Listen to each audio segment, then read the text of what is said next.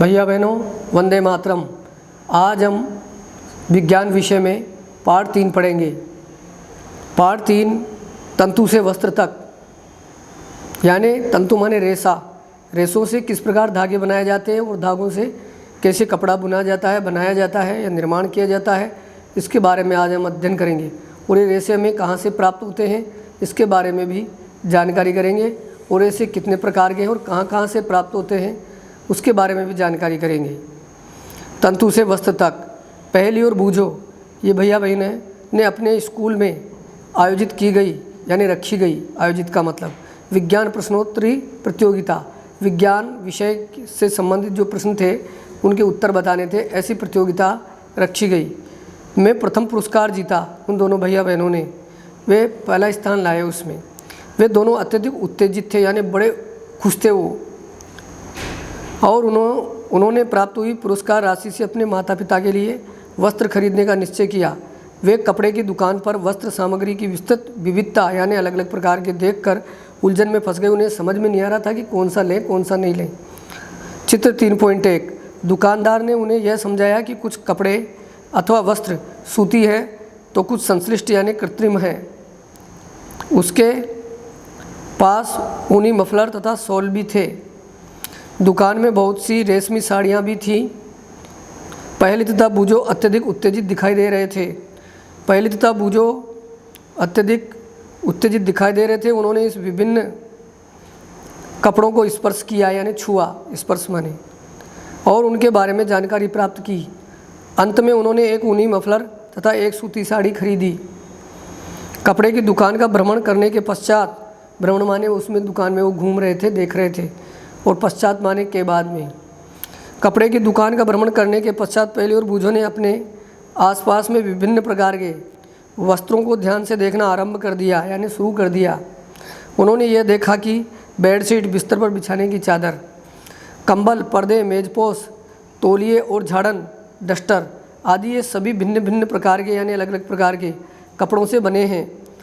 यहाँ तक कि उनके अपने बस्ते तथा बोरे भी किसी प्रकार के वस्त्र से बने हैं। उन्होंने इन सभी वस्त्रों की पहचान सूती, ऊनी, रेशमी अथवा संश्लिष्ट कृत्रिम के रूप में की। क्या आप भी इन वस्त्रों में से कुछ की पहचान कर सकते हैं? 3.1 वस्त्रों में विविधता। क्रियाकलाप 1, पहला प्रयोग करेंगे हम।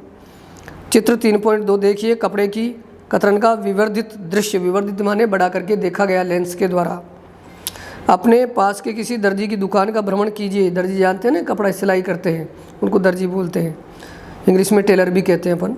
सिलाई के बाद बचे कपड़े की कतरन एकत्र कीजिए। कपड़े की प्रत्येक कतरन को स्पर्श करके जो दर्जी है उसकी दुकान पर तरह तरह के कपड़ों की लीरें बच जाती है, उनको कतरन कहा गया है।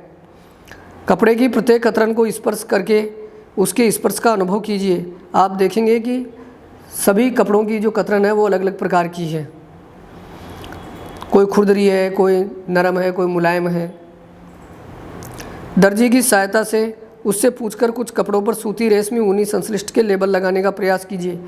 कुछ पर्चियाँ बनाएंगे और उन पर हम लिख देंगे सूती, तो सूती दर्जी से पूछकर सूती कपड़े की जो कतरन है उस पर सूती की चिट चिपका देंगे।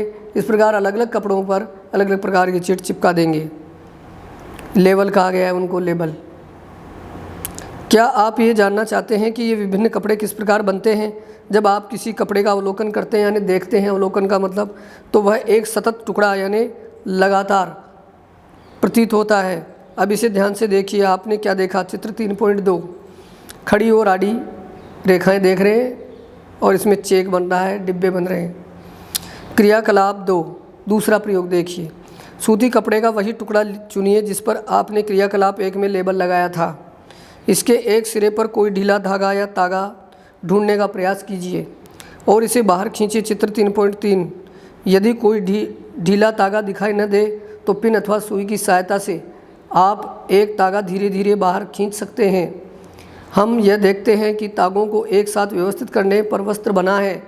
ये इस प्रयोग से हमको लगता है और सिद्ध होता है कि तागों को व्यवस्थित रूप से आड़े और खड़े बुनने से ये कपड़ा बना है। ये तागे किससे बनते हैं? 3.2 तंतु। चित्र 3.3 भी कपड़े से कोई तागा या तंतु खींचना आप देख रहे हैं। 3.2 तंतु क्रियाकलाप 3। तीसरा प्रयोग देखिए, इसमें चित्र दिए हुए हैं। 3.4 तागे को पतले तंतुओं में विखंडित करना, यानी उसको बिखेरना, उसके तंतुओं के लिए देखने के लिए। 3.5 तागा पतली लड़ियों में विखंडित हो जाता है, यानी टूट जाता है, अलग अलग हो जाता है। किसी सूती कपड़े के टुकड़े से कोई तागा बाहर निकालिए, इस तागे के टुकड़े को मेज पर रखिए, इस तागे के टुकड़े के एक सिरे को अपने अंगूठे से दबाइए, तागे के दूसरे सिरे को इसकी लंबाई या अनुदिश यानी अनुसार चित्र 3.4 में दर्शाए अनुसार अपने नाखून से खींचिए, खरोंचिए। क्या आप इस सिरे पर ये देखते हैं कि तागा पतली लड़ियों में विखंडित हो गया है, यानी बिखर गया है, टूट गया है।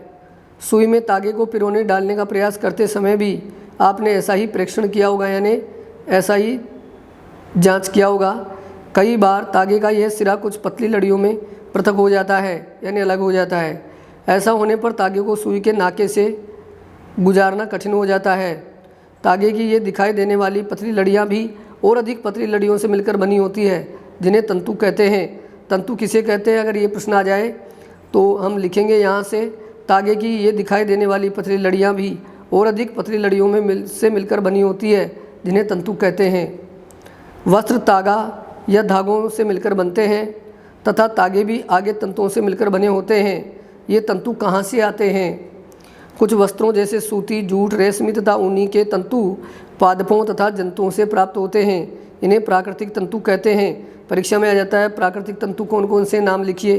तो आप लिखेंगे सूती, जूट, रेशमी, ऊनी, ये प्राकृतिक तंतु हैं। रुई तथा जूट पटसन पादपों से प्राप्त होने वाले तंतुओं के उदाहरण हैं। ऊन तथा रेशम जंतुओं से प्राप्त होते हैं। ऊन भेड़ अथवा बकरी की कर्तित ऊन से प्राप्त होती है। इसे खरगोश, याक तथा ऊँटों के बालों से भी प्राप्त किया जाता है। रेशमी तंतु रेशम कीट कोकून से खींचा जाता है। हजारों वर्ष तक वस्त्र निर्माण के लिए केवल प्राकृतिक तंतुओं का ही उपयोग होता था। पिछले लगभग 100 वर्षों से ऐसे रासायनिक पदार्थों जिनका स्रोत पादप अथवा जंतु नहीं है से तंतुओं का निर्माण किया जा रहा है। इन्हें संश्लिष्ट तंतु कहते हैं। परीक्षा में आ जाए संश्लिष्ट तंतु कौन से हैं, तो आप बताएंगे भाई किसे कहते हैं। तो रासायनिक पदार्थों जिनका स्रोत पादप अथवा जंतु नहीं है से तंतुओं का निर्माण किया जाता है, इन्हें संश्लिष्ट तंतु या कृत्रिम या मानव निर्मित तंतु कहते हैं। इनके नाम हैं पॉलिएस्टर, नायलॉन और एक्रिलिक। संश्लिष्ट तंतुओं के कुछ उदाहरण हैं। बूजों ने यहाँ दिखाई गई कुछ वस्तुओं को संग्रहालयों में देखा है। इन्हें योद्धा पहनते थे। वह यह जानना चाहता है कि क्या ये भी किसी प्रकार के तंतु से बने हैं। भैया बहनों, मैंने आपको ये जो पाठ जितना पढ़ाया है उसे ध्यान से पढ़ेंगे तो आप इसमें से कई प्रश्नों के उत्तर पाएंगे। प्रश्न भी आएंगे, उत्तर भी आएंगे, इसलिए इसको ध्यान से पढ़ें। धन्यवाद।